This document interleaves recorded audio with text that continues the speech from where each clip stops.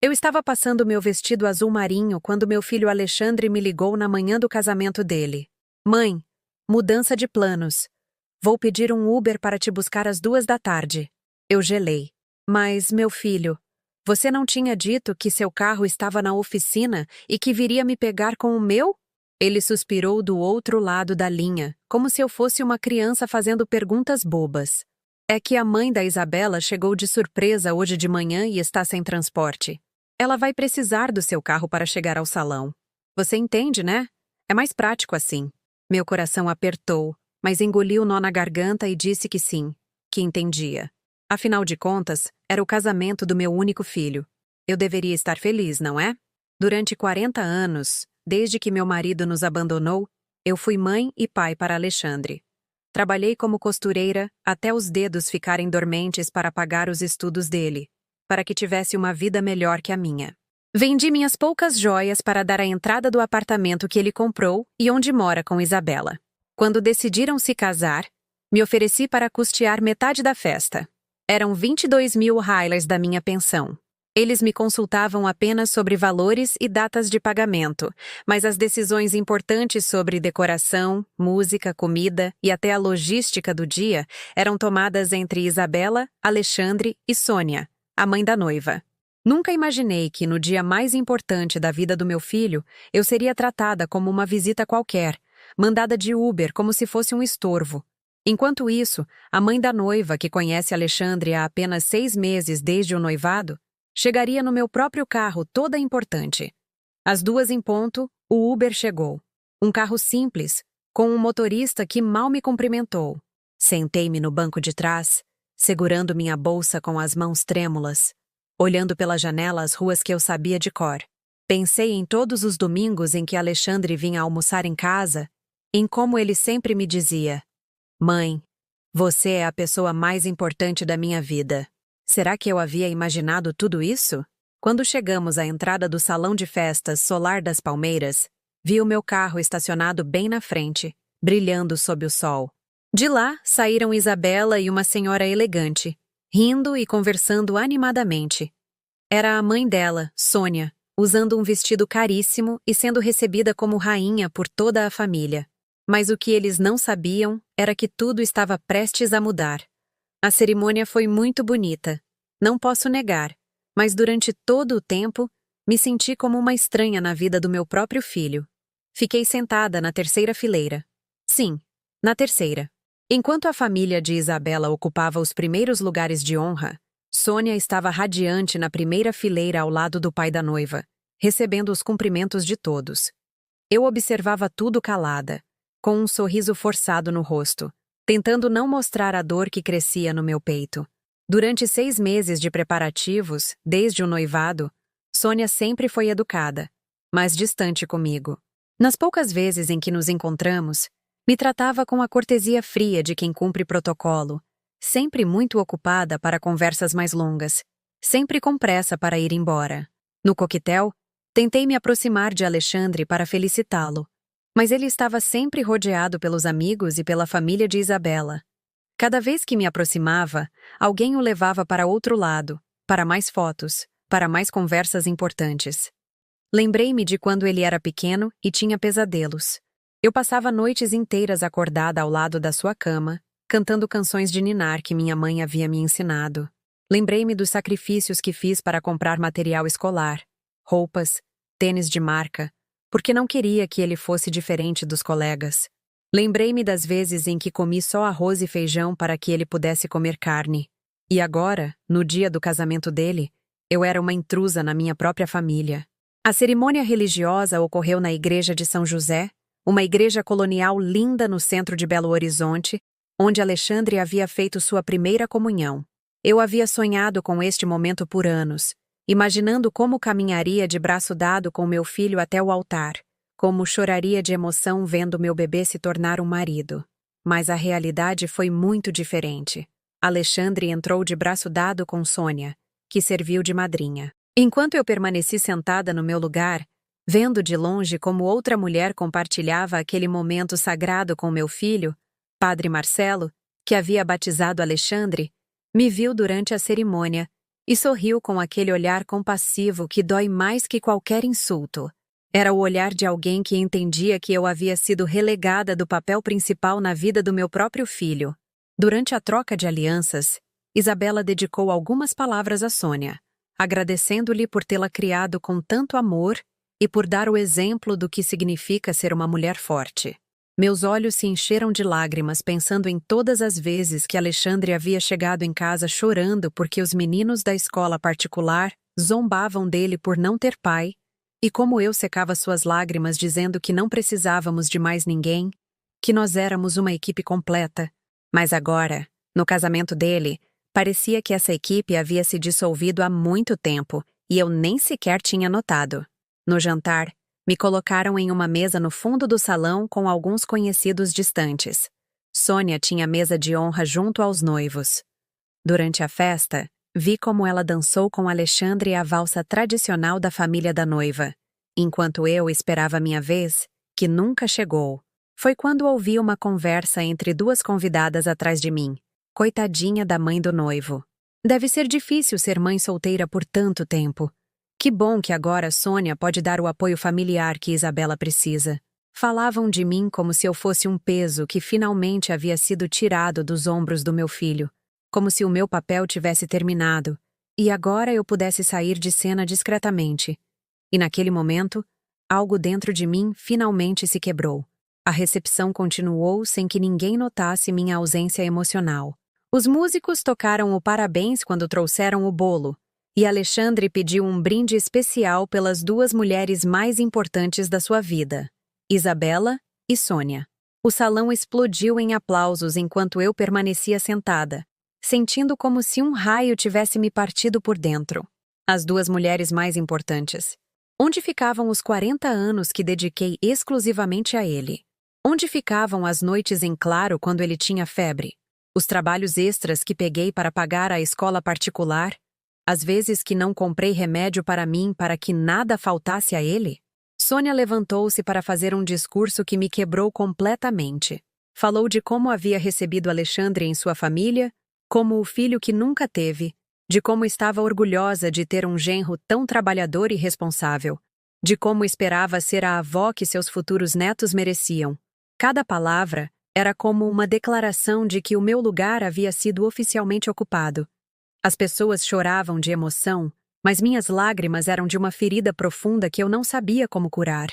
Quando terminou o discurso, Alexandre se levantou e a abraçou, dizendo: "Obrigada, Sônia, por me receber como a um filho.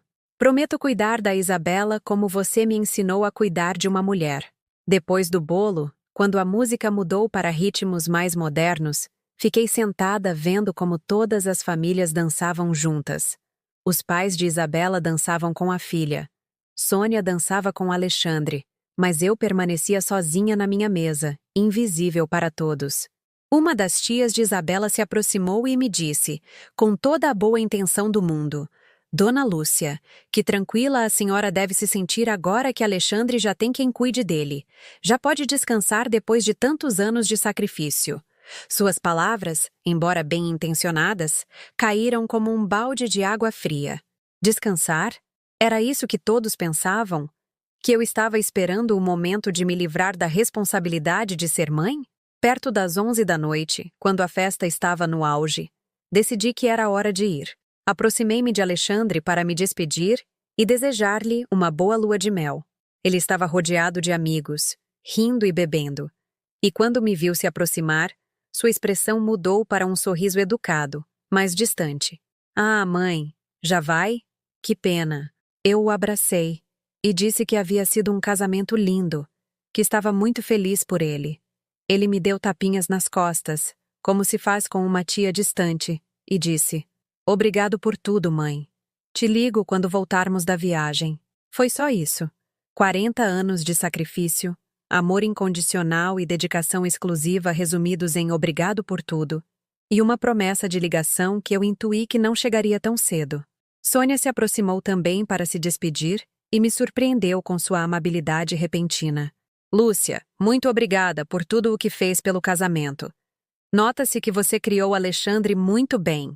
Era a primeira vez em 6 meses que ela me falava com calor genuíno, mas chegava tarde demais. Isabela me abraçou e disse que esperava que continuássemos sendo família, mas pude ver em seus olhos que era mais cortesia do que convicção. Ambas sabiam, assim como eu, que meu papel ativo na vida de Alexandre havia terminado oficialmente naquela noite. Pedi outro Uber para voltar para casa. O motorista, um senhor mais velho que me lembrou meu pai, notou minha tristeza e perguntou se eu estava bem. Sim, senhor, só estou cansada. Menti. Durante o caminho de volta, vi as luzes de Belo Horizonte brilhando na noite e pensei na ironia da situação. Havia passado 40 anos trabalhando para que meu filho tivesse uma vida melhor. E havia tido sucesso. Ele tinha uma carreira, um bom emprego, um apartamento, uma esposa de boa família, mas no processo eu havia me tornado obsoleta, como uma máquina que cumpre sua função e depois é guardada no armário porque não é mais necessária. Cheguei em casa perto da meia-noite.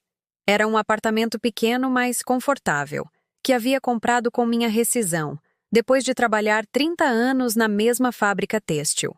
Tirei o vestido azul marinho e vesti meu camisolão, mas não conseguia dormir. Sentei-me na cozinha para tomar um chá de camomila e processar tudo o que havia acontecido. Na mesa estavam os recibos de todos os pagamentos que havia feito para o casamento. O salão, a comida, as flores, a música. 11.000 dólares que eu havia contribuído com muito prazer porque pensava que era um investimento na felicidade do meu filho. Mas agora percebia que havia pago pela minha própria humilhação. Levantei-me e fui ao meu quarto, onde tinha uma caixa com todas as fotos de Alexandre desde bebê. Fui olhando uma por uma. Seu primeiro dia de escola, sua formatura do primário, sua primeira comunhão, sua formatura da universidade. Em todas as fotos importantes da sua vida eu estava lá, sorrindo orgulhosa ao seu lado. Mas notei algo terrível. Nos últimos 3 anos, desde que conheceu Isabela, eu estava aparecendo cada vez menos em suas fotos. Primeiro foram as fotos casuais, depois as de família e, finalmente, as oficiais. Sem perceber, eu havia sido apagada gradualmente da sua vida documentada. Naquela noite, deitada na minha cama olhando para o teto, tomei uma decisão que mudaria tudo. Eu não esperaria mais que meu filho me incluísse em sua vida por pena ou por obrigação.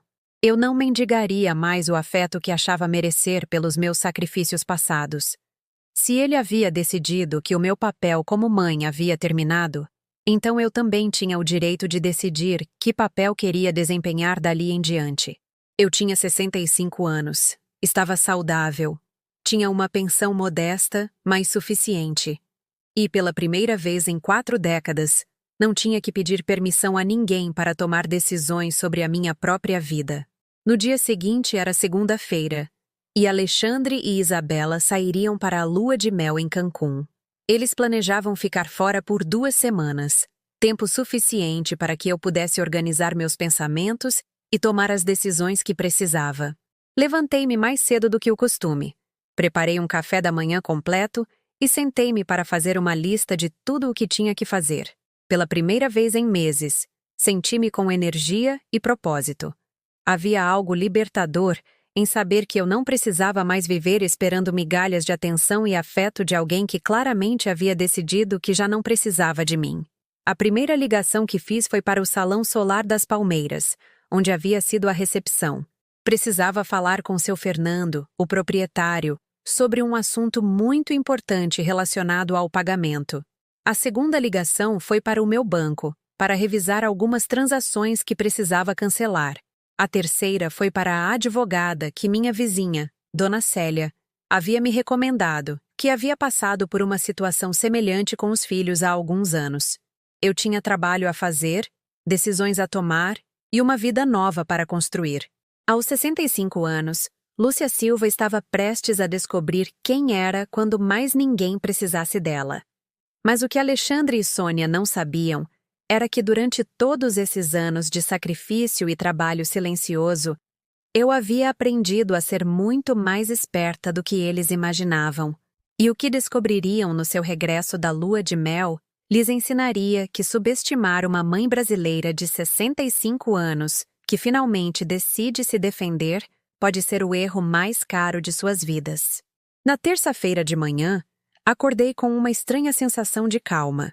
Pela primeira vez em meses, não tinha que me preocupar com os preparativos do casamento, com os fornecedores, com as ligações de Sônia perguntando sobre pagamentos. Alexandre e Isabela já estavam em Cancún, provavelmente tomando café da manhã na piscina do hotel All Inclusive, sem pensar sequer uma vez na mulher que havia tornado possível que eles se dessem a esse luxo. Preparei café de coador como minha mãe havia me ensinado. Sentei-me na minha pequena cozinha e comecei a me lembrar de coisas que havia enterrado no fundo da minha memória. Lembrei-me do dia em que Alexandre completou 5 anos. Eu trabalhava na fábrica têxtil das 6 da manhã às 6 da tarde. Mas naquele dia pedi dispensa mais cedo porque havia prometido levá-lo para comer bolo na sorveteria do seu Rubens. Quando cheguei em casa, o encontrei sentado na calçada da entrada, ainda com o uniforme do jardim de infância, esperando-me com uma paciência que partia o coração. Chegou, mãe. Vamos buscar meu bolo. O rostinho dele se iluminou quando me viu, me enchendo de uma felicidade que eu nunca mais senti. Caminhamos de mãos dadas até a sorveteria, ele pulando de emoção, eu calculando mentalmente se o dinheiro daria para o bolo e o aluguel daquela quinzena. Seu Rubens nos conhecia bem, porque íamos lá sempre que Alexandre se comportava bem na escola. "O que vai querer hoje, chefe?" perguntou ao meu filho. E Alexandre pediu um bolo de chocolate individual com 5 velinhas. Enquanto esperávamos, ele me contou tudo o que havia aprendido naquele dia. Que os peixes respiram pelas guelras, que as plantas precisam de água para crescer, que a professora dele se chamava Tia Carmen e que havia dito que ele era muito inteligente. Eu o escutava com toda a atenção do mundo, memorizando cada palavra, porque sabia que aqueles momentos eram os únicos tesouros reais que eu tinha na vida. Quando o bolo chegou, Alexandre fechou os olhos bem forte antes de soprar as velinhas. "O que você pediu, meu filho?" perguntei. Ele me olhou com aqueles olhos grandes e brilhantes e disse: "Pedi para você nunca ir embora, mãe, para sermos sempre só nós dois." Essas palavras ficaram gravadas em mim para sempre. Naquele momento, pensei que era a promessa mais linda do mundo. Nunca imaginei que 35 anos depois seria ele quem iria embora, quem me deixaria de fora da sua vida nova. Depois dessa nostalgia, levantei-me para lavar a louça do café da manhã. Enquanto esfregava minha xícara de café, notei algo que não havia percebido antes. Eu sempre lavava 2 xícaras, mesmo que só eu tivesse tomado café. Era um costume inconsciente que havia desenvolvido durante todos aqueles anos em que Alexandre vinha tomar café da manhã comigo aos domingos. Mesmo quando ele não vinha regularmente, eu continuava lavando 2 xícaras, como se meu corpo não pudesse aceitar que a rotina havia mudado. Naquela manhã, pela primeira vez, lavei apenas 1 xícara, e isso doeu mais do que eu esperava. Sentei-me na sala e peguei um álbum de fotos que não abria há meses. Ali estava toda a nossa história. Alexandre, recém-nascido em meus braços no Hospital Geral. Seu primeiro dia de escola, agarrado à minha mão como se a vida dele dependesse disso. Sua formatura do ensino médio, onde eu era a única familiar presente porque o pai dele havia decidido que tinha coisas mais importantes para fazer. Havia uma foto de que eu gostava muito, Alexandre, aos 12 anos, me ajudando a pintar a sala do apartamento. Nós 2 estávamos cheios de tinta branca, rindo como loucos porque eu havia tentado pintar o teto e o pincel tinha caído em mim. Naquele dia, decidimos redecorar porque Alexandre havia dito que queria que nossa casa fosse a mais bonita do prédio. Eu havia economizado durante 3 meses para comprar a tinta e os pincéis novos.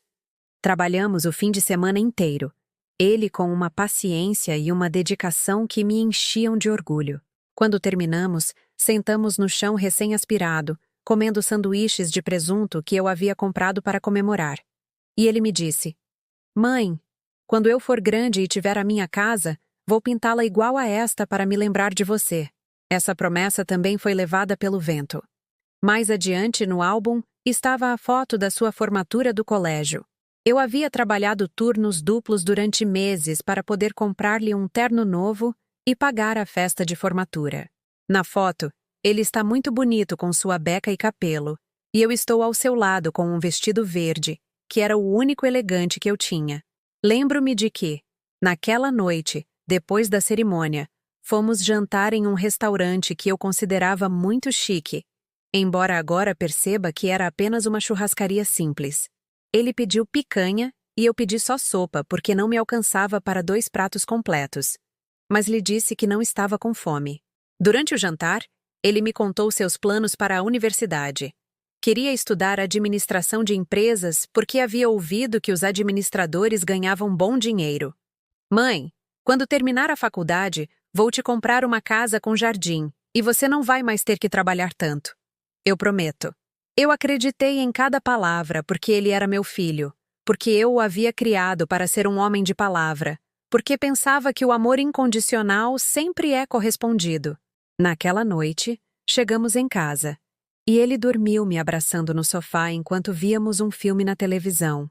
Foi a última vez que ele dormiu nos meus braços.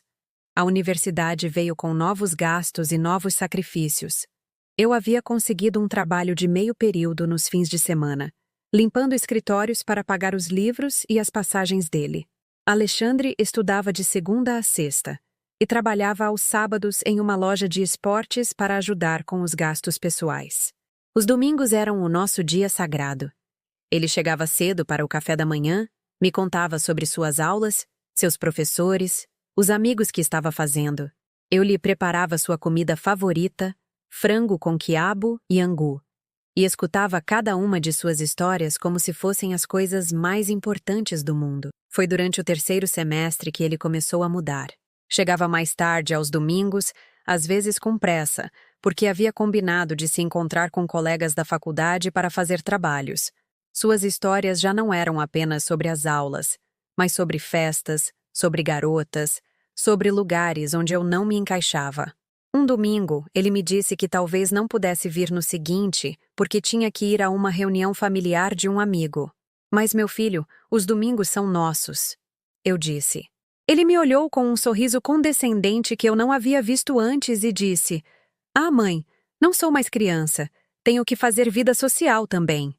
Essa foi a primeira rachadura. Pequena, quase imperceptível, mas o princípio do fim dos nossos domingos sagrados. Ele começou a faltar 1 a cada 3 domingos, depois 1 a cada 2, até que suas visitas se tornaram esporádicas e sempre apressadas. Eu continuava preparando frango com quiabo aos domingos, por via das dúvidas.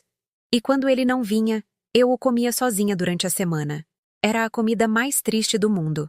Comida para uma pessoa em uma mesa onde sempre haviam sido 2. Durante o seu último ano de universidade, ele conheceu Isabela. A primeira vez que me falou dela foi em um domingo que ele veio, mas estava diferente, nervoso, como se tivesse algo importante a dizer. "Mãe, tem uma garota que eu gosto muito. Ela se chama Isabela e estuda psicologia.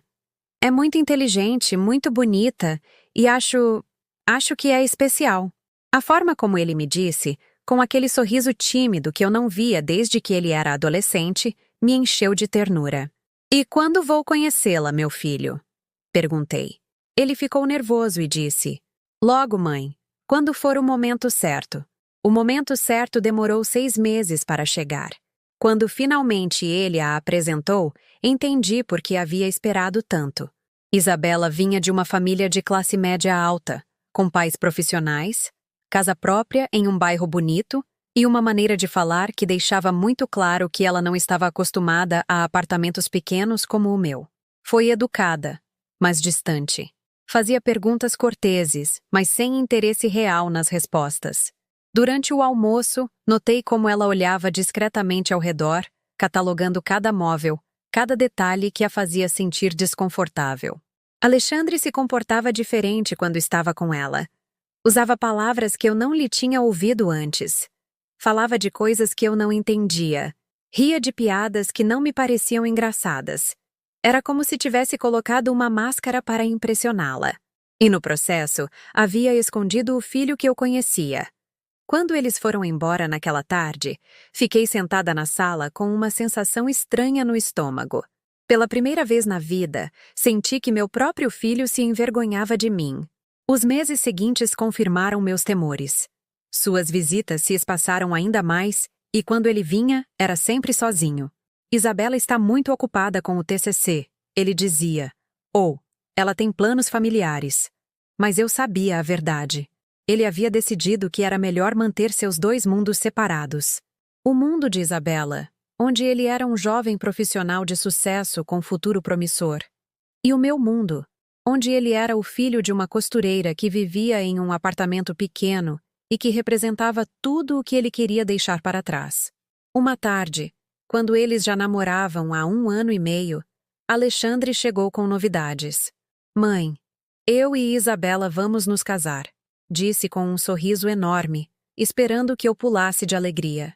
E eu pulei, porque era o que se esperava de mim, porque era meu filho, e a felicidade dele era o mais importante.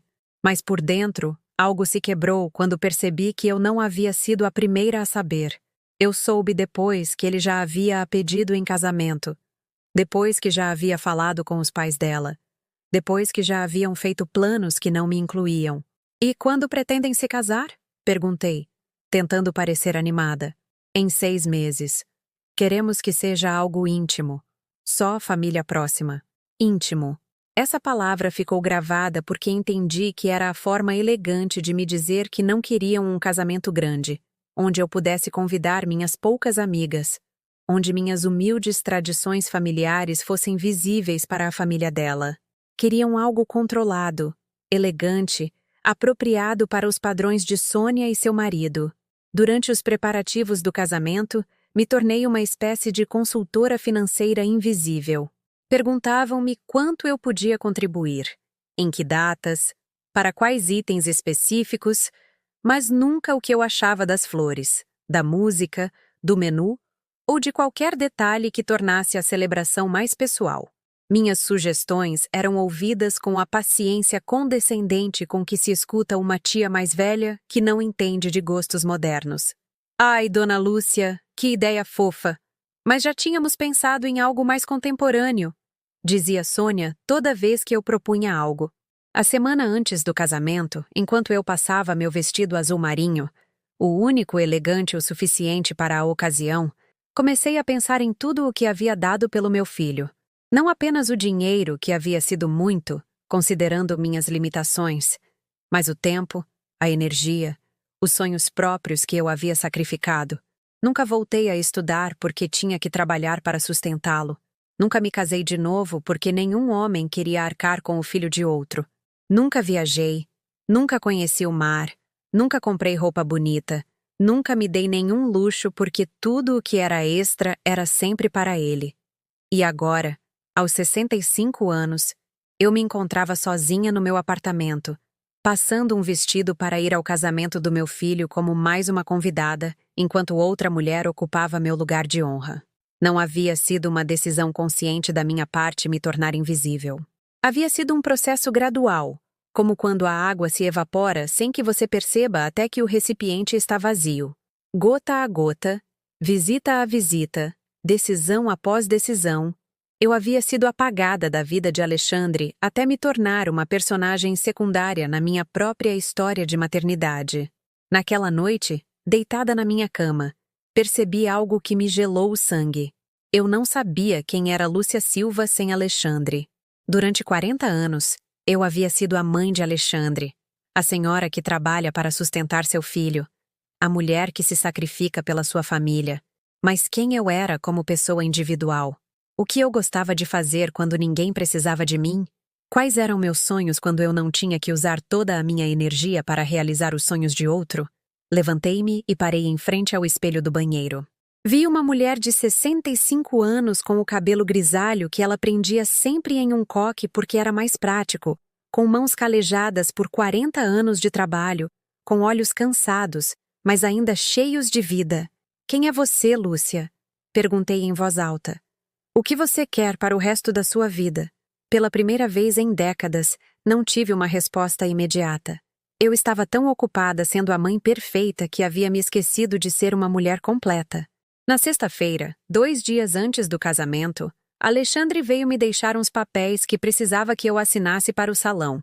Ele estava nervoso, animado, falando sem parar sobre a lua de mel, sobre os planos que Isabela e ele tinham para o futuro.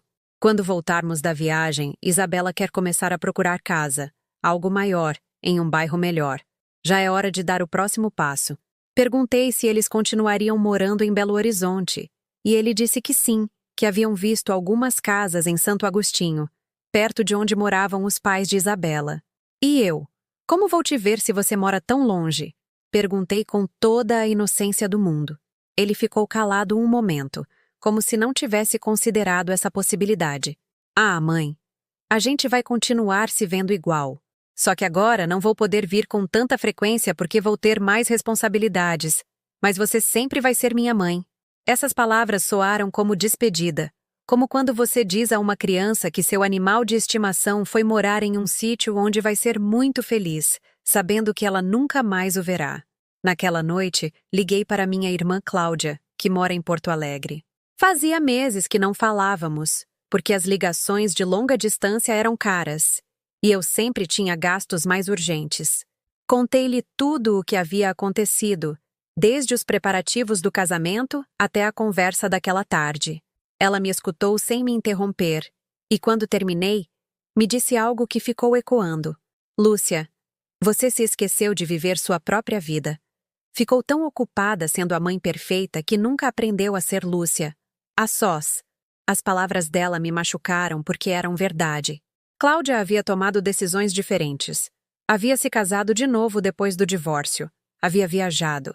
Havia estudado informática aos 50 anos. Havia construído uma vida própria que não dependia completamente dos filhos. Não é tarde para começar, ela me disse. Você tem 65 anos, boa saúde e uma pensão. Metade das mulheres da sua idade estão na mesma situação. A diferença é que algumas decidem ficar chorando o que perderam, e outras decidem construir algo novo com o que lhes resta. No sábado de manhã, o dia antes do casamento, acordei com uma clareza estranha. Tomei banho com calma, vesti minha roupa mais confortável e saí para caminhar pelo bairro onde havia vivido os últimos 20 anos. Cumprimentei seu Miguel, o dono da banca de jornais que sempre me perguntava por Alexandre. Eu lhe disse que ele se casava no dia seguinte e ele me felicitou com alegria genuína. Que orgulho a senhora deve sentir, dona Lúcia. Um filho profissional que se casa na igreja. Isso não é para qualquer um. Segui caminhando até chegar ao parque onde eu levava Alexandre quando era criança. Sentei-me no mesmo banco onde costumava sentar para vê-lo brincar nos balanços. Lembrei de como ele corria até mim a cada 5 minutos para me contar alguma descoberta.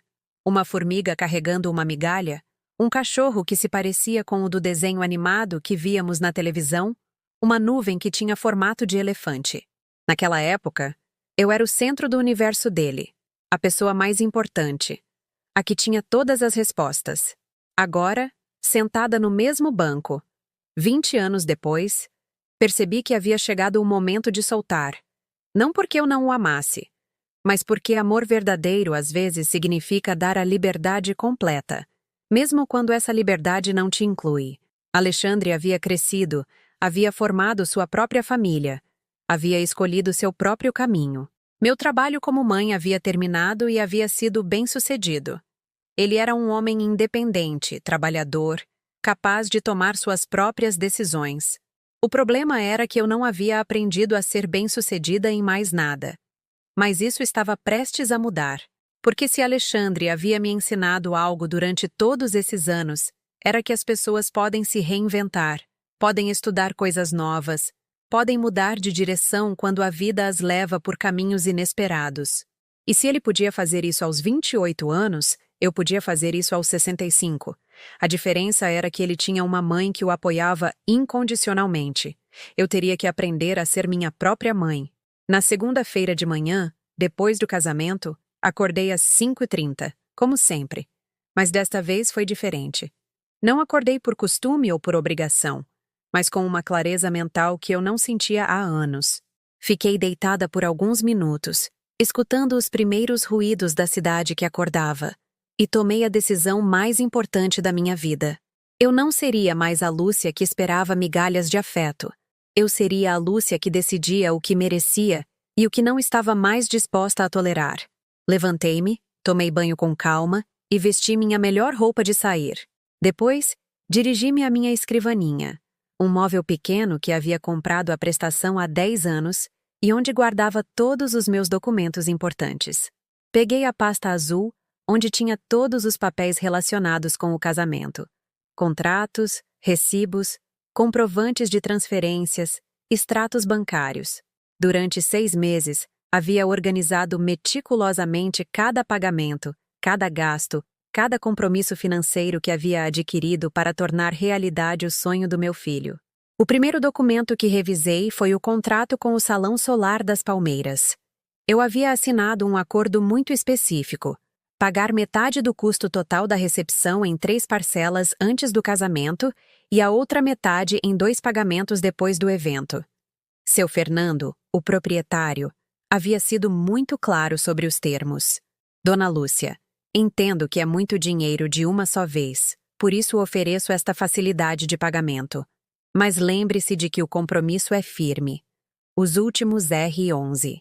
DER, DEV, MSERQU, ETADOSNUMA, XIMU 15DE ASAPU, SOCASAMENTO. EUJA, JAR AVIAP, AGOOSPRIMEIROSPAR, all the hino devem ser quitados no Ximo 15 dias or so casamento. Eu já havia pago os primeiros, onde girar religiosamente. A cada quinzena, desde que assinamos o contrato, eu separava uma parte da minha pensão para cumprir meu compromisso. Eu havia deixado de comprar carne para comer só 2 vezes por semana, em vez de 3. Havia cancelado minha assinatura de TV a cabo para economizar aqueles 30 mensais. Havia deixado de ir ao médico particular para usar apenas o SUS. Tudo para que Alexandre tivesse o casamento que Isabela e Sônia haviam sonhado. Mas naquela manhã, sentada na minha escrivaninha com os documentos espalhados à minha frente, percebi algo fundamental. Em nenhuma parte do contrato dizia que eu tinha a obrigação de suportar humilhações para cumprir com os pagamentos. Não havia cláusula alguma que dissesse: a senhora Lúcia Silva compromete-se a pagar esta quantia em troca de ser tratada como cidadã de segunda classe no evento do seu próprio filho. O contrato era financeiro, não emocional. E se as condições emocionais haviam mudado tão drasticamente, eu tinha o direito de reconsiderar as condições financeiras. Peguei o telefone e disquei o número do Salão Solar das Palmeiras. Eram 8 da manhã, e eu sabia que seu Fernando chegava cedo porque era um homem de trabalho. Bom dia. Aqui é Lúcia Silva, a mãe do noivo do casamento do último sábado. A voz de seu Fernando soou amável e familiar. Dona Lúcia, que bom. Espero que tenha aproveitado muito a celebração. Tudo saiu muito lindo, se me permite dizer. Respirei fundo antes de continuar. Seu Fernando, eu ligo porque preciso falar com o senhor sobre o pagamento pendente. Claro, Dona Lúcia.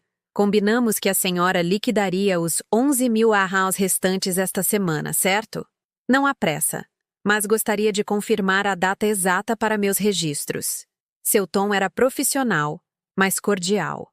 Seu Fernando, lamento, mas houve uma mudança na minha situação. Eu não vou poder completar o pagamento. O silêncio do outro lado da linha durou vários segundos. Perdão, Dona Lúcia, a senhora poderia repetir? Acho que não escutei bem. Sua voz agora tinha um toque de preocupação. O que o senhor escutou está correto, seu Fernando. Decidi que não vou pagar a segunda metade. Outro silêncio. Este mais longo. Dona Lúcia, desculpe, mas não entendo. Teve algum problema econômico, algo inesperado? Porque se for isso, podemos buscar uma solução, fazer um plano de pagamentos mais estendido. Ah, não, seu Fernando. Não é um problema econômico. É um problema de princípios. Eu lhe expliquei com calma tudo o que havia acontecido. O Uber, enquanto Sônia usava meu carro, a mesa no fundo do salão, o tratamento como convidada de segunda categoria no casamento do meu próprio filho. Eu paguei a primeira metade acreditando que seria tratada como a mãe do noivo, com o respeito e a dignidade que isso merecia. Mas em vez disso, fui tratada como uma benfeitora incômoda que precisava ser mantida em segundo plano. Seu Fernando escutou toda a minha explicação sem me interromper. Quando terminei, suspirou profundamente. Dona Lúcia, eu entendo perfeitamente sua situação. Nos meus 30 anos neste negócio, eu já vi coisas que partiriam o coração. Famílias que brigam por dinheiro, filhos que maltratam os pais, sogras que humilham as noras. Mas a senhora tem que entender que eu também tenho compromissos a cumprir. Os fornecedores, os funcionários, os gastos já foram feitos. Eu entendo, seu Fernando. E de verdade, lamento muito colocá-lo nesta situação, mas também espero que o senhor entenda a minha. Eu não estou faltando com a minha palavra por capricho ou por maldade. Estou defendendo a minha dignidade depois de 40 anos de sacrifícios. Seu Fernando ficou pensativo por um momento antes de responder. Sabe de uma coisa, dona Lúcia? Seu filho vai ter que responder por essa dívida. O contrato principal está no nome dele como noivo. Eu vou ter que contatá-lo diretamente. Está no seu direito, seu Fernando. Eles são adultos casados agora. É hora de assumirem as suas próprias responsabilidades. Desliguei o telefone sentindo-me estranhamente tranquila. Havia cruzado um ponto de não retorno, e em vez de me angustiar, senti-me libertada. Pela primeira vez em décadas, havia colocado meus próprios sentimentos acima das necessidades dos outros. A próxima ligação foi para o meu banco. Eu precisava cancelar as transferências automáticas mensais que fazia para a conta de Alexandre. Durante 3 anos, desde que se formou na universidade, eu lhe transferia R500, AC, AD, AQUINZINAPARAAJUDA, LOCOMOSGASTOSDOAPARTAMINTO. ERADIANAGIOSAMENTEDIAMINHAPIENSABAOMESMOQUIUANDOISSIGNIFICAVA MPRARROUPASMAISBARATAS.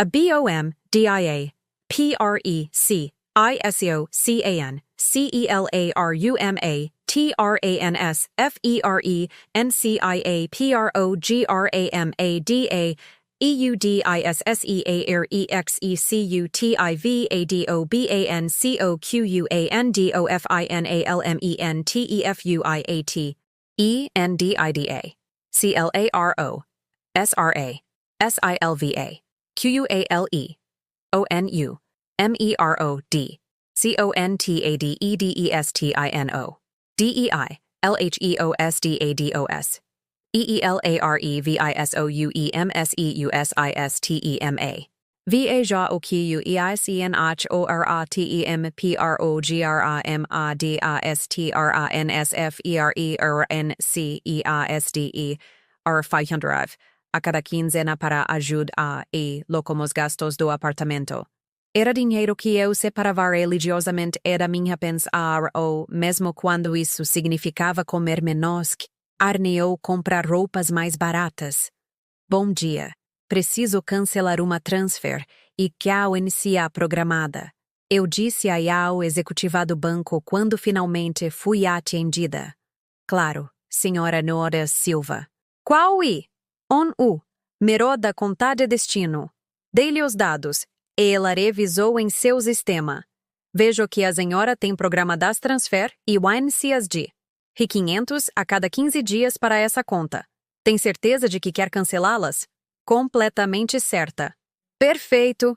As transferências estão canceladas a partir deste momento. Há mais algo em que eu possa ajudá-la? Sim.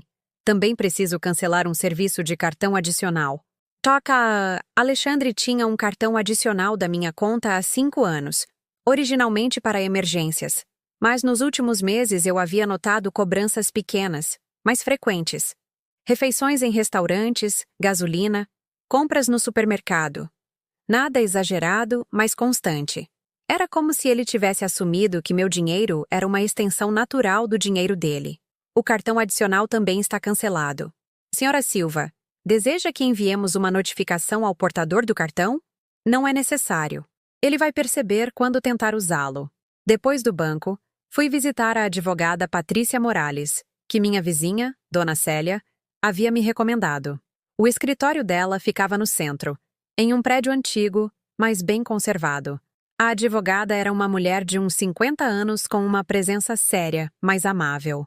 Dona Lúcia, conte-me exatamente o que está acontecendo. Ela me disse depois de me oferecer um café. Contei-lhe toda a história desde o princípio. Os 40 anos de sacrifícios, o casamento, o tratamento humilhante, as decisões que havia tomado naquela manhã. Ela fazia anotações ocasionalmente e me fazia perguntas específicas sobre datas, valores, contratos. Quando terminei, recostou-se na cadeira e me olhou com uma expressão que era uma mistura de admiração e preocupação. Dona Lúcia, legalmente, a senhora está no seu direito de fazer o que fez. As transferências voluntárias podem ser canceladas a qualquer momento, e o contrato do salão estabelece claramente que a obrigação é compartilhada com seu filho. O que me preocupa, ela continuou, é que a senhora deve estar preparada para as consequências emocionais e familiares dessas decisões. Seu filho ficará muito chateado quando souber, e provavelmente tentará fazê-la sentir-se culpada. Talvez digam que a senhora está exagerando ou que está se comportando de maneira irracional. As palavras dela me tranquilizaram porque confirmavam que o que eu estava fazendo não era uma loucura temporária, mas uma decisão racional e justificada. Doutora, durante 40 anos, eu vivi me preocupando com os sentimentos do meu filho. Sacrifiquei meu conforto, meu dinheiro, minhas oportunidades, tudo para que ele fosse feliz. E no casamento, o dia mais importante da vida dele, ele não se preocupou nem por um segundo com os meus sentimentos. Por que eu tenho que continuar sendo a única a se sacrificar? A advogada assentiu com compreensão. A senhora tem toda a razão, Dona Lúcia. Só quero que esteja preparada para o que está por vir. Saí do escritório da advogada sentindo-me mais segura do que nunca. Eu não estava louca, não estava sendo irracional, não estava exagerando. Eu estava simplesmente defendendo a minha dignidade. Depois de anos de ser dada como certa, caminhei pelo centro de Belo Horizonte, observando as pessoas irem e virem com suas próprias preocupações e suas próprias vidas. Parei em frente a uma agência de viagens que tinha fotografias de praias lindas na vitrine. Pela primeira vez na minha vida, permiti-me imaginar como seria estar em um lugar assim, sem ter que me preocupar com mais ninguém além de mim mesma. Entrei na agência mais por curiosidade do que por intenção real de comprar algo. A atendente, uma jovem amável de uns 25 anos, me recebeu com um sorriso. Boa tarde. Em que posso ajudar? Eu estava só olhando. Eu disse timidamente. Há algum destino em particular que lhe interesse? Ela apontou para as fotos da vitrine. Temos promoções muito boas para Porto de Galinhas e Jericoacoara. São destinos perfeitos para pessoas que querem relaxar e aproveitar.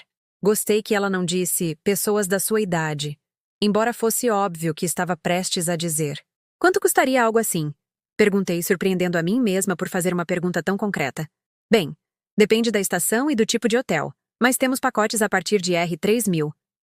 PORTR SDIAS IDUAS NOITIS INCLUINDOTR ANSPORT EIHOSPEDAGEM R3 Porter Staia C 2 noites, incluindo transporte e hospedagem.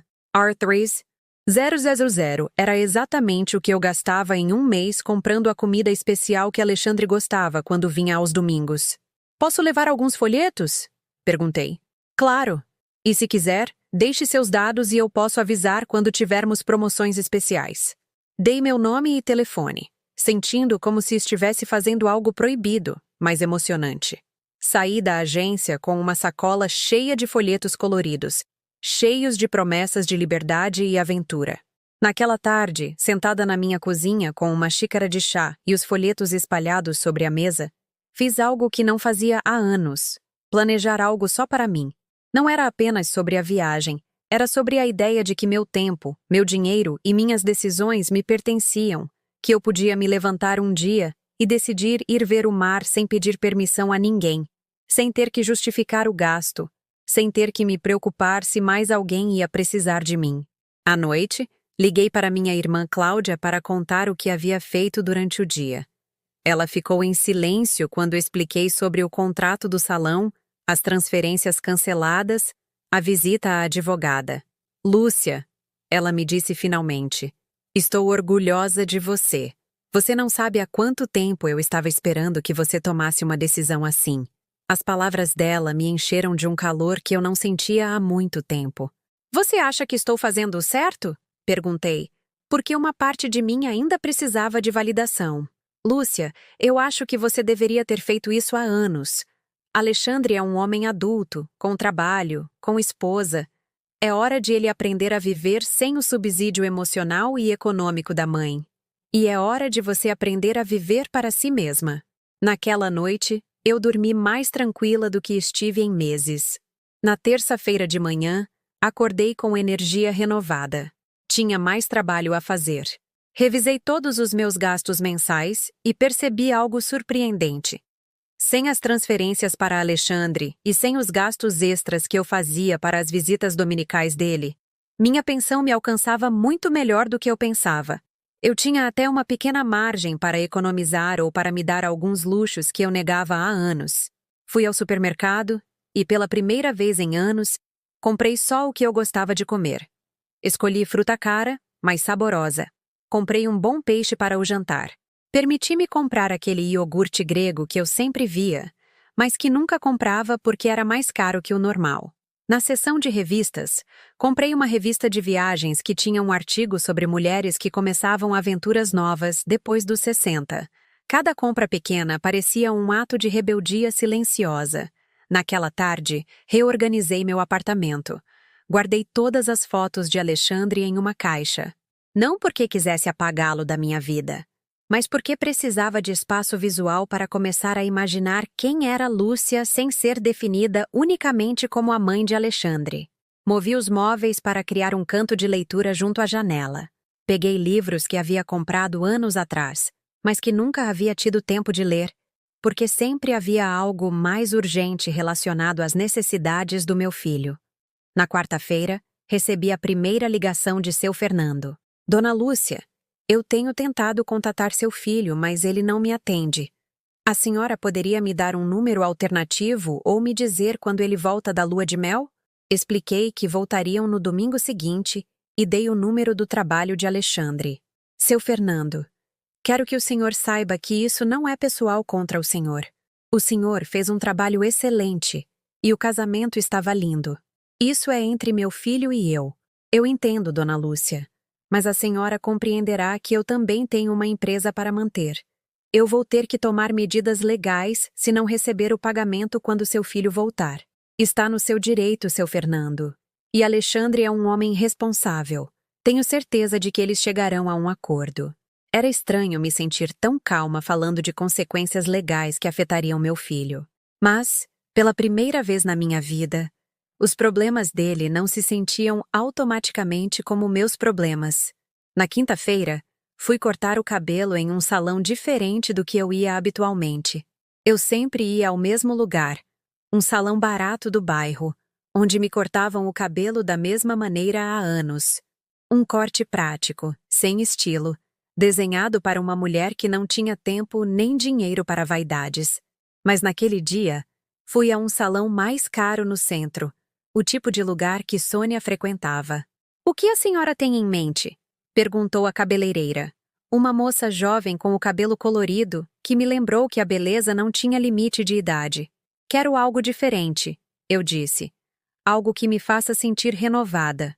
Passamos uma hora falando de estilos, de cores, de possibilidades. Quando ela terminou, olhei-me no espelho e não reconheci a mulher que me olhava de volta. Eu parecia mais jovem, mais segura, mais viva. Na sexta-feira, exatamente uma semana depois do casamento, recebi uma ligação de Isabela. Era a primeira vez que falava com ela desde a noite da celebração. "Dona Lúcia, como a senhora está? Alexandre e eu temos pensado muito na senhora." A voz dela soava doce, mas nervosa, como se estivesse lendo um roteiro. "Estou muito bem, minha filha. Espero que estejam aproveitando Cancún." "Sim, está lindo." "Dona Lúcia, eu queria perguntar. A senhora teve algum problema com o senhor do salão? Recebemos uma mensagem estranha." "Não é um problema, Isabela. É só uma situação que Alexandre terá que resolver quando voltar. Houve uma pausa longa do outro lado da linha. A senhora poderia me explicar um pouco mais? Estamos preocupados. É algo entre Alexandre e eu, minha filha. Nada com que vocês tenham que se preocupar na lua de mel. Melhor aproveitem estes dias que são tão especiais. Desliguei o telefone sentindo-me poderosa. Pela primeira vez na minha vida, eu tinha a informação que outros precisavam. Eu estava no controle de uma situação em vez de simplesmente reagir às decisões dos outros. Era uma sensação estranha, mas inebriante. Durante 40 anos, eu havia sido a que esperava notícias, a que dependia das ligações dos outros, a que vivia em função dos planos e necessidades do seu filho. Agora era diferente. No sábado à noite, enquanto preparava o meu jantar e me dispunha a ler um dos livros que havia resgatado, o telefone tocou. Era um número que eu não reconhecia, mas intuí quem poderia ser. Mãe, sou Alexandre. Estamos no aeroporto de Belo Horizonte. Você pode me explicar o que está acontecendo com seu Fernando do salão? Sua voz soava tensa, preocupada, mas também irritada. Bem-vindo a casa, meu filho. Como foi a viagem? Minha voz estava completamente calma, como se fosse a conversa mais normal do mundo. Mãe, não mude de assunto. Seu Fernando me ligou 3 vezes dizendo que você tem que pagar 11.000 USD que você deve a ele. O que está acontecendo? Eu não devo nada a Alexandre. Ele deve estar te explicando a nova situação. Qual nova situação? Do que você está falando? Eu podia ouvir Isabela ao fundo perguntando o que estava acontecendo. Alexandre, acho que será melhor conversarmos amanhã, com calma. Agora vocês devem estar cansados da viagem. Não, mãe. Preciso que você me explique agora o que está acontecendo. Seu Fernando diz que se eu não pagar esta semana, ele vai me processar. É sério isso? É muito sério, meu filho. Tão sério quanto o Uber que você me mandou no dia do seu casamento. Houve um silêncio total do outro lado da linha. O que o Uber tem a ver com isso? Sua voz agora soava genuinamente confusa, como se realmente não entendesse a conexão. E naquele momento, percebi algo devastador. Ele realmente não sabia o que havia feito de errado. Para ele, ter me mandado de Uber enquanto Sônia usava meu carro havia sido simplesmente uma decisão prática, sem nenhuma carga emocional. Amanhã conversamos, Alexandre. Agora descansem. Desliguei o telefone antes que ele pudesse responder. Era a primeira vez na minha vida que eu encerrava uma conversa com meu filho sem me assegurar de que ele estivesse satisfeito com o final. E isso foi libertador. No dia seguinte, tudo mudaria para sempre. No domingo de manhã, acordei sentindo-me estranhamente serena. Eu sabia que naquele dia tudo explodiria, que Alexandre viria buscar explicações, que haveria lágrimas, reclamações, talvez gritos. Mas pela primeira vez na minha vida, eu tinha o controle da situação. Eu não era a que teria que se explicar ou se justificar. Era eu quem tinha tomado decisões, e agora esperaria tranquilamente que os outros se adaptassem às consequências. Preparei um café da manhã completo. Pão na chapa, queijo coalho grelhado, café coado, frutas frescas. Não porque esperasse visitas, mas porque eu merecia começar aquele dia importante me alimentando bem. Enquanto comia, escutei música no rádio, algo que não fazia há anos, porque sempre mantinha a televisão ligada esperando as notícias que Alexandre gostava quando vinha me visitar. Era música de Roberto Carlos. Canções românticas que me lembraram que alguma vez eu havia sido uma mulher jovem com sonhos que não tinham nada a ver com ser mãe. Às 10 da manhã, a campainha tocou. Eu sabia que era Alexandre porque ele tocava de uma maneira específica. 3 toques curtos, uma pausa, 2 toques longos. Era um código que havíamos inventado quando ele era adolescente para que eu soubesse que era ele e não tivesse medo de abrir a porta. Esse código, que uma vez havia sido símbolo da nossa cumplicidade, agora parecia o anúncio de um confronto inevitável. Abri a porta e lá estava meu filho. Mas ele parecia diferente. Tinha olheiras, como se não tivesse dormido bem, e aquela expressão tensa que ele colocava quando estava realmente preocupado. Atrás dele estava Isabela, nervosa, segurando a bolsa como se fosse um escudo. Bom dia, eu disse com a mesma cortesia que teria mostrado a qualquer visita. Entrem, por favor. Mãe, precisamos conversar urgentemente, disse Alexandre, sem sequer me cumprimentar direito. O que está acontecendo com você? Por que você disse a seu Fernando que não vai pagar o restante? Você sabe no problema em que está me metendo? Seu tom era de frustração, misturada com pânico, como o de alguém que descobre que as regras do jogo mudaram sem aviso. Sentem-se, por favor. Querem café? Ofereci, mantendo-me completamente calma. Era estranho como a agitação dele, em vez de me contagiar, me fazia sentir mais segura das minhas decisões. Não queremos café, mãe. Queremos entender o que está acontecendo. Seu Fernando diz que você se recusou a pagar sua parte e que agora eu sou responsável por toda a dívida. São 22.000 reais. De onde você quer que eu tire essa quantia? Sentei-me na minha cadeira favorita, a que ficava junto à janela, e os olhei com a paciência de alguém que finalmente tem toda a verdade ao seu lado. Alexandre, durante 40 anos, eu paguei tudo o que prometi pagar e muito mais. Desta vez, decidi que o acordo não foi cumprido da minha parte porque o acordo não foi cumprido da sua. Isabela me olhava sem entender, como se eu estivesse falando em outro idioma. Qual acordo? Do que a senhora está falando? A confusão na voz de Alexandre era genuína. E isso me doeu mais do que se ele estivesse mentindo deliberadamente. Significava que ele realmente não havia considerado meus sentimentos como parte da equação. Para ele, eu era simplesmente uma fonte de recursos que não exigia cuidados emocionais especiais. O acordo era que eu pagaria metade do seu casamento em troca de ser tratada como a mãe do noivo, com respeito, com dignidade, com o lugar de honra que me cabia depois de 40 anos de sacrifícios. Minha voz continuava calma, mas cada palavra estava carregada de décadas de dor contida. Em vez disso, você me mandou de Uber enquanto o meu próprio carro levava Sônia. Você me sentou na terceira fileira, enquanto a família de Isabela ocupava os primeiros lugares. Você me colocou em uma mesa no fundo do salão, enquanto Sônia tinha mesa de honra. Alexandre ficou calado por um momento, processando o que eu estava dizendo. Isabela o olhava nervosa, como se finalmente entendesse a magnitude do que havia acontecido. Mas, mãe, ele disse finalmente, isso foi só logística, não foi pessoal. Tínhamos que resolver o problema do transporte da maneira mais prática. Suas palavras confirmaram meus piores temores. Ele realmente acreditava que me humilhar havia sido simplesmente uma decisão logística. Para você foi logística, Alexandre. Para mim, foi a confirmação de que eu não tenho mais lugar na sua vida, além de ser a sua patrocinadora financeira. Levantei-me e fui para a cozinha.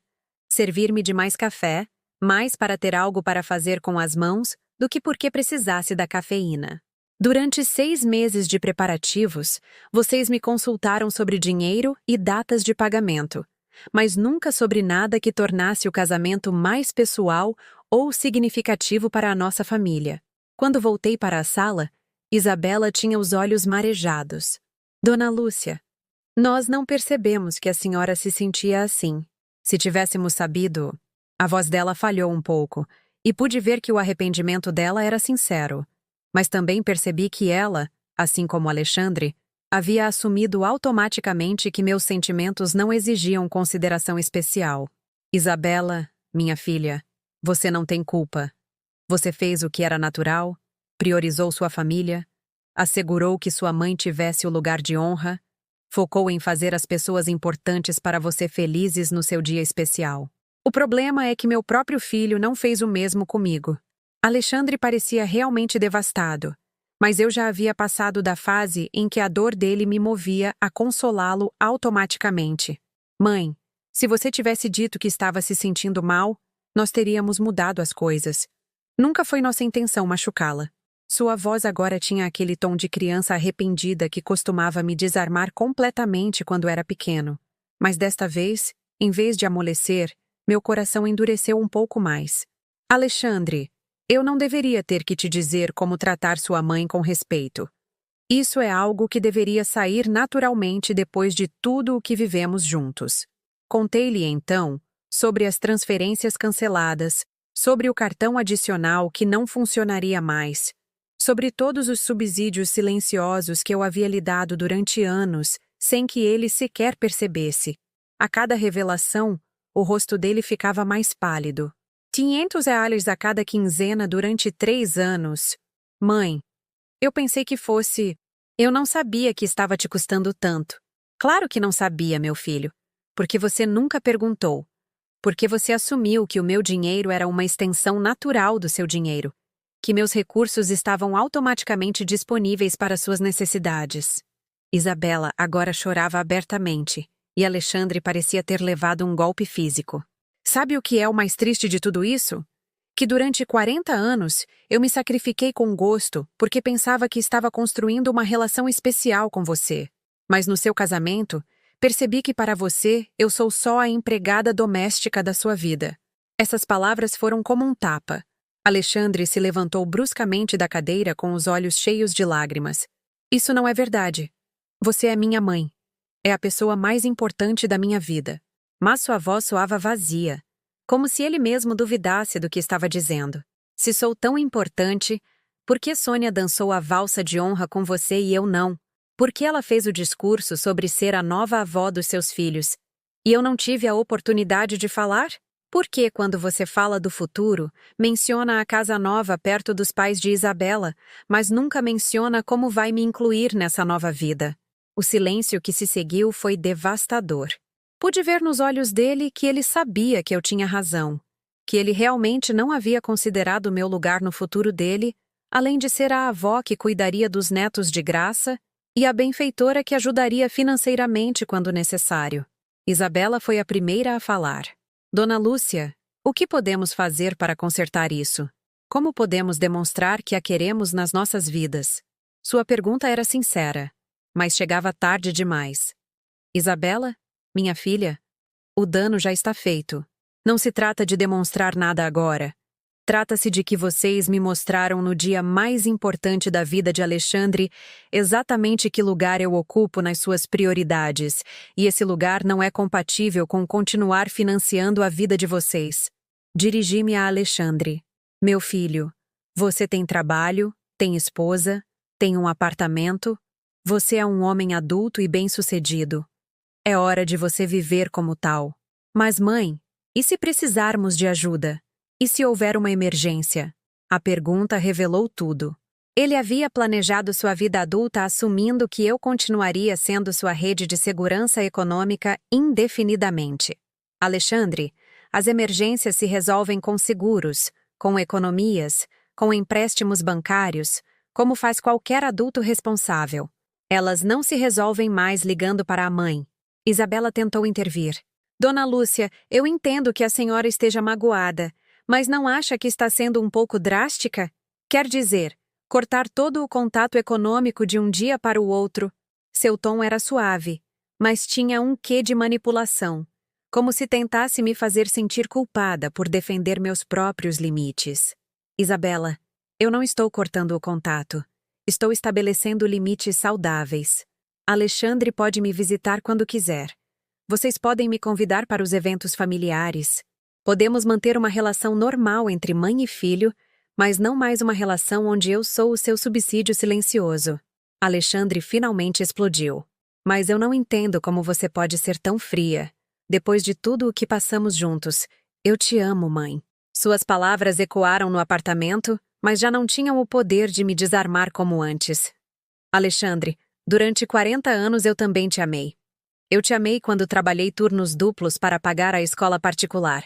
Eu te amei quando vendi minhas joias para te dar a entrada do seu apartamento. Eu te amei quando comi só arroz e feijão para que você pudesse comer carne. Mas o amor não pode ser só de uma direção. E quando eu te faltei com respeito? Sua pergunta era defensiva, desesperada. Você nunca gritou comigo. Você nunca foi grosseiro. Não, meu filho. Você nunca foi grosseiro. Mas você me tornou invisível. Você me tratou como um móvel que sempre estaria ali quando você precisasse, mas que não exigia manutenção emocional. E no seu casamento, essa invisibilidade se tornou oficial. Isabela se levantou e se aproximou de mim. Dona Lúcia, por favor, nos dê uma oportunidade de remediar isso. Podemos fazer um jantar de família. Podemos incluí-la nos nossos planos futuros. Podemos... Isabela, eu não quero mais ser incluída por pena ou por culpa. Durante 40 anos, Esperei que meu filho me incluísse por amor. Se isso não aconteceu naturalmente, não vai acontecer agora de maneira forçada. Alexandre sentou-se pesadamente no sofá com a cabeça entre as mãos. Eu não sei o que dizer, mãe. Sinto que tudo o que eu disser vai estar errado. Pela primeira vez desde que chegaram, a vulnerabilidade dele me tocou um pouco, mas já não o suficiente para mudar minha decisão. Você não tem que dizer nada, meu filho. Você só tem que entender que as ações têm consequências e que você não pode mais presumir que meus recursos e meu tempo estão automaticamente disponíveis para suas necessidades. Isabela perguntou o que os dois estavam pensando. E o que vai acontecer conosco? Com a relação familiar? Sua pergunta era prática, mas também vulnerável. Vai acontecer o que vocês decidirem que aconteça. Se vocês querem uma relação genuína comigo, onde me tratem como pessoa e não apenas como benfeitora, estou aberta a isso. Mas se o que buscam é voltar ao sistema anterior, onde eu dou e vocês recebem, então é melhor deixarmos as coisas como estão. Alexandre levantou a cabeça e me olhou com uma expressão que eu não via desde que ele era criança. Completamente perdido. O dinheiro do salão. Você realmente vai me deixar com essa dívida? Sua pergunta confirmou o que eu havia suspeitado. Até aquele momento, uma parte dele havia esperado que tudo fosse uma birra temporária e que no final, eu cederia como sempre. Alexandre, durante 3 anos você recebeu R1. Zero meter ENSAES, DIMINHAPNSA Euro SEMS EPRG UNTRSEIUTINHAOS UFICIA NTEPRIMINHAS PRO PRIS DS PASASE D URANT ESE ISMESES EUECONOMIZEI R1 bilhão mensais. Da minha pensar, usem-se perguntar se eu tinha o suficiente para minhas prias despesas. Durante 6 meses, eu economizei R11.000 para o casamento, comprando menos comida e cancelando serviços de que precisava. Se eu pude fazer esses sacrifícios para cumprir minha parte do acordo, você pode encontrar uma maneira de conseguir 11.000 KWs para cumprir a sua. Mas mãe, você sabe que nós não temos essa economia. Então, peçam um empréstimo. Vendam algo, peçam ajuda à Sônia, procurem um trabalho extra, façam o que qualquer casal jovem faz quando tem despesas imprevistas, mas não me convertam automaticamente no seu plano de resgate financeiro. Isabela se aproximou de Alexandre e pôs a mão no ombro dele. Pude ver nos olhos dela que ela entendia melhor do que ele o que estava acontecendo. Alexandre, talvez devêssemos ir. Dar tempo para a dona Lúcia pensar e tempo para nós também. Era uma saída elegante, e eu a agradeci mentalmente por evitar que a conversa ficasse mais feia. Mas Alexandre não estava pronto para ir. E se eu disser que você tem razão? E se eu reconhecer que errei e te pedir perdão, isso mudaria alguma coisa? Sua pergunta tinha um desespero genuíno que me partiu um pouco o coração, mas também tinha uma manipulação inconsciente. Ele acreditava que as palavras certas poderiam apagar anos de tratamento incorreto. Alexandre, o perdão é diferente de restabelecer as condições anteriores. Eu posso te perdoar por ter me machucado, mas isso não significa que vou voltar a me colocar em posição de ser machucada da mesma forma. Minha resposta o deixou calado por um longo momento. Finalmente, ele se levantou e caminhou em direção à porta. Vamos, Isabela. Acho que a mãe já tomou a decisão dela. Seu tom tinha uma frieza que eu nunca tinha ouvido dele dirigida a mim. Era o tom de alguém que se sente traído, que não entende por que as regras do jogo haviam mudado sem o consentimento dele. Alexandre, eu disse antes que ele saísse. Minha porta sempre estará aberta para você, mas será uma porta de mão dupla. Não só de entrada para pegar, mas também de saída para dar. Eles se foram sem se despedir direito. Isabela me olhou uma última vez com uma expressão que era uma mistura de respeito e tristeza, como se finalmente entendesse algo sobre a maternidade que não havia considerado antes. Quando fechei a porta atrás deles, fiquei parada no corredor por vários minutos, processando o que acabara de acontecer. Não me sentia vitoriosa, mas tampouco derrotada.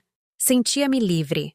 Pela primeira vez em 40 anos, eu havia colocado minhas próprias necessidades emocionais no mesmo nível das necessidades do meu filho. Não havia sido cruel nem vingativa, mas sim firme. Havia estabelecido limites que deveria ter estabelecido anos atrás. Naquela noite, enquanto jantava sozinha na minha cozinha, recebi uma mensagem de texto de Alexandre. Mãe, sinto muito por ter te machucado. Não era minha intenção. Eu te amo e quero consertar isso.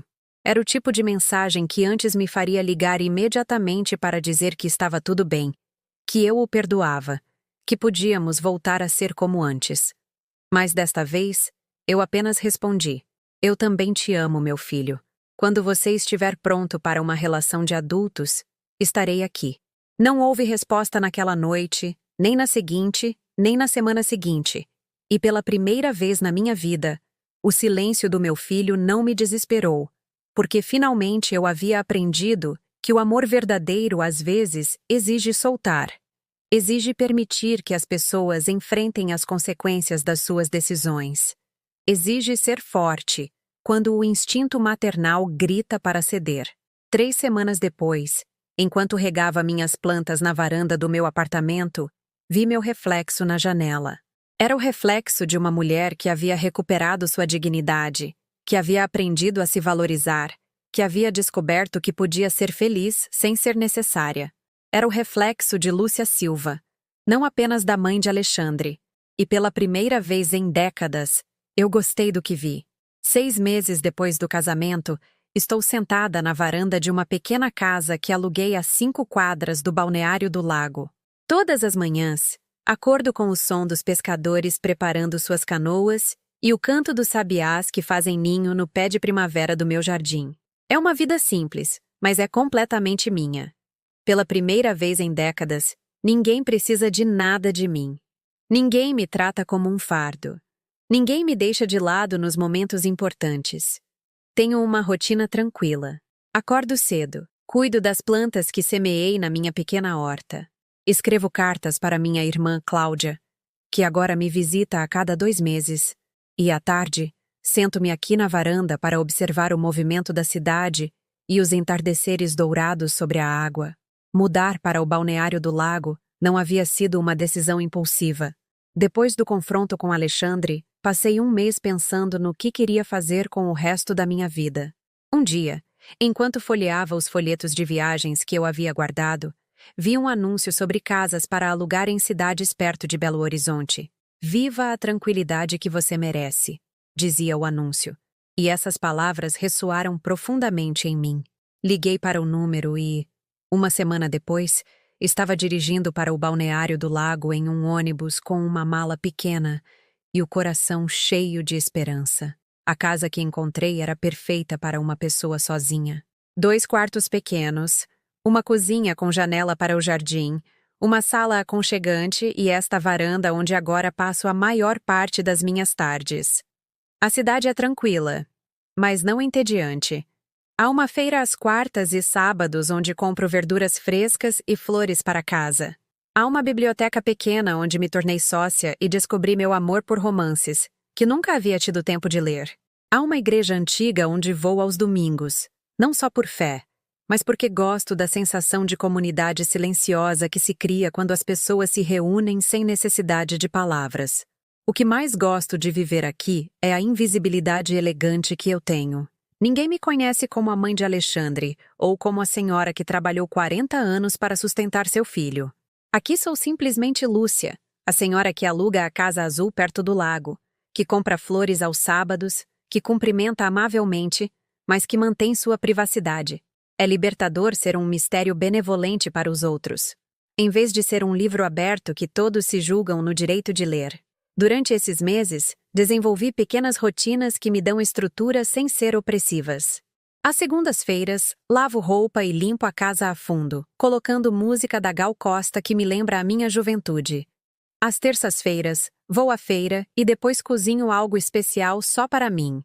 Coisas de que gosto, mas que nunca preparava porque Alexandre não gostava. Salmão grelhado, moqueca de camarão, fora de temporada, saladas com ingredientes caros. Às quartas-feiras, Leio no jardim, sob a sombra do ipê que está cheio de ninhos. Às quintas-feiras, escrevo cartas longas para Cláudia contando sobre minha nova vida. E ela me responde com histórias de Porto Alegre que me fazem rir. Às sextas-feiras, é o meu dia de aventura. Pego o ônibus para Belo Horizonte e passo o dia caminhando por lugares que conhecia, mas que nunca havia desfrutado de verdade, porque sempre tinha pressa para voltar para casa para preparar comida ou lavar a roupa de Alexandre. Visito museus, sento-me em cafés para observar as pessoas, compro livros usados nos sebos do centro. É incrível como uma cidade pode parecer completamente diferente quando você a percorre sem obrigações, sem horários impostos pelas necessidades dos outros. Os sábados são para o jardim. Descobri que tenho jeito para as plantas, algo que nunca soube porque no apartamento de Belo Horizonte eu não tinha espaço para mais do que alguns vasos pequenos. Aqui eu tenho tomates, pimentas, ervas aromáticas e uma pequena roseira que está começando a dar lindas flores vermelhas. Trabalhar com a terra me dá uma satisfação que eu não sabia que existia. É como se cada semente que eu semeio fosse um investimento no meu próprio futuro. Uma promessa de que estarei aqui para ver o que eu planto crescer. Os domingos são meus dias de silêncio completo. Não ponho música, não ligo a televisão, não falo ao telefone. Apenas desfruto o silêncio que escolhi ter. Sento-me na varanda com uma xícara de café e observo o lago mudar de cor de acordo com as horas do dia. Pela manhã é prateado, ao meio-dia, azul intenso, à tarde, dourado.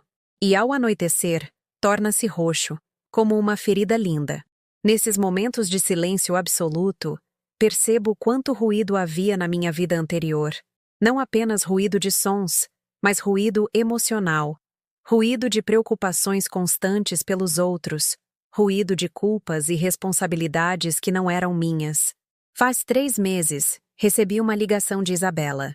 Meu telefone tocou em uma quarta-feira à tarde, quando eu estava regando as plantas do jardim. Vi o nome dela na tela. E meu primeiro impulso foi não atender. Mas a curiosidade foi maior. Dona Lúcia, como a senhora está? Sua voz soava diferente, mais madura, como se tivesse passado por algo difícil. Estou bem, minha filha. Como vocês estão? Estamos aprendendo. Alexandre e eu tivemos que fazer muitos ajustes.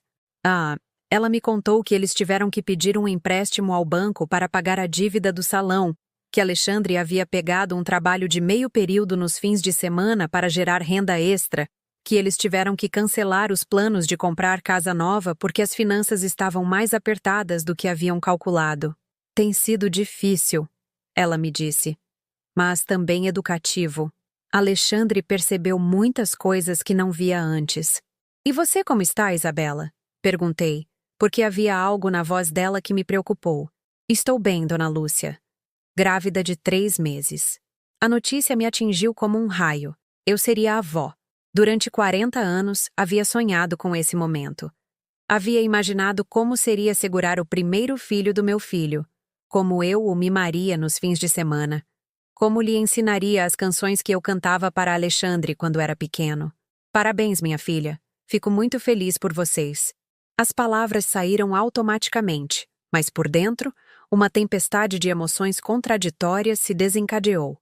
Alegria genuína pela nova vida que vinha, tristeza por saber que provavelmente não teria um lugar importante na vida desse bebê. Alívio por não ter que carregar a responsabilidade de ser a avó em tempo integral e gratuita, que provavelmente haviam planejado que eu fosse.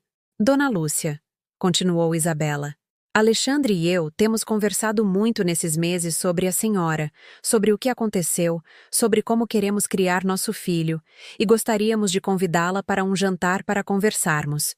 Sua proposta soava sincera, mas também desesperada. É muito amável da sua parte, Isabela, mas acho que é muito cedo para isso. Por favor, dona Lúcia. Sei que Alexandre cometeu erros. Sei que a machucamos. Mas estamos tentando ser diferentes. E queremos que a senhora conheça seu neto quando nascer. Queremos que seja parte da vida dele. As palavras dela me tocaram, mas não o suficiente para mudar minha posição. Isabela, Quando vocês estiverem prontos para uma relação genuína comigo, sem segundas intenções, sem necessidades desesperadas da parte de vocês, então poderemos conversar. Depois dessa ligação, fiquei sentada na varanda até muito tarde, processando o que significava ser avó nessas circunstâncias. Era estranho sentir que eu podia amar alguém que não havia nascido, mas manter limites firmes com os pais dessa pessoa. Naquela noite, escrevi uma carta longa para Cláudia contando sobre a gravidez e meus sentimentos confusos a respeito. A resposta dela chegou 2 semanas depois. Lúcia, você será uma avó magnífica quando chegar o momento certo. Mas você tem razão em não se deixar manipular emocionalmente com a notícia do bebê. 1 mês depois, recebi outra ligação, desta vez diretamente de Alexandre. Era um sábado de manhã, e eu estava tomando café da manhã na varanda, desfrutando do ar fresco do lago. Mãe, podemos conversar? Sua voz soava diferente, menos exigente, mais humilde. Claro, meu filho. Diga, o que você precisa? Eu não preciso de nada, mãe. Eu só queria perguntar como você está, se está tudo bem. Foi uma conversa estranha porque ele realmente parecia estar perguntando sem segundas intenções. Ele me contou sobre o trabalho extra, sobre como estava aprendendo a gerenciar o orçamento familiar sem o meu subsídio, sobre como havia sido difícil, mas gratificante perceber que ele podia resolver problemas financeiros sem me ligar automaticamente. Eu tenho pensado muito no que você me disse, mãe, sobre te tratar como empregada doméstica da minha vida. E você tem razão. Sinto muito. Eu acredito, Alexandre, e te agradeço por me dizer isso. Minha resposta foi calorosa, mas cautelosa. Eu havia aprendido que os pedidos de desculpa, embora sinceros, não garantiam mudanças duradouras. Como está sua nova casa? Ele perguntou, mudando um pouco o assunto. Está bem, mãe. É pequena, mas confortável. Balneário do Lago é um lugar bonito. Isabela diz que gostaria de te visitar um dia, só para conhecer onde você mora. Quando for o momento certo, respondi, usando as mesmas palavras que havia usado com Isabela. Sim, mãe, quando for o momento certo. Houve uma pausa longa antes que ele continuasse. Mãe, você sente a minha falta? A pergunta era vulnerável, genuína, carregada da insegurança de um filho que não tem certeza de continuar sendo amado. Claro que sinto sua falta, Alexandre. Você é meu filho. Isso nunca vai mudar. Mas também estou aprendendo que sentir falta de alguém não significa que eu tenho que viver em função dessa pessoa. Minha resposta o deixou calado por um momento. E sobre o bebê? Você está animada para ser avó? Muito, meu filho. Mas também estou em paz com a ideia de ser uma avó com limites saudáveis. Essa conversa marcou uma mudança sutil, mas importante. Alexandre começou a me ligar uma vez por semana, sempre perguntando como eu estava, sem pedir nada em troca. Ele me contava sobre a gravidez de Isabela, sobre os trabalhos dele, sobre as coisas que estava aprendendo sobre ser adulto sem rede de segurança financeira familiar. Eu lhe contava sobre minha vida no balneário do lago, sobre minhas plantas, sobre os livros que estava lendo. Eram conversas reais entre 2 adultos, não entre uma mãe provedora e um filho necessitado. Durante esses meses, também fiz novas amizades. Dona Célia, minha vizinha de 68 anos, é viúva há 10 anos e tem uma filosofia de vida que me inspira.